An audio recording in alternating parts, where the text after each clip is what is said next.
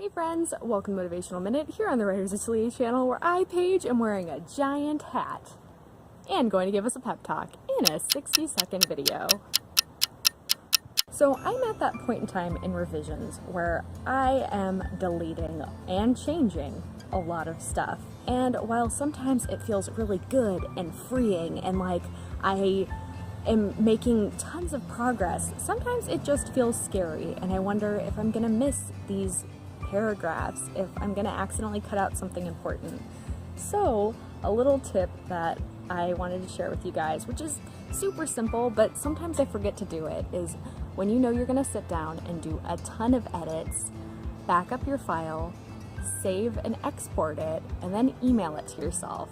That way, as you're going through and you're cutting and you're moving and you're pasting, you know that if you miss something, if you want to just see how your story looked before, it's out of sight, it's out of mind, but I know that it's still around, and that takes a lot of the anxiety away from me.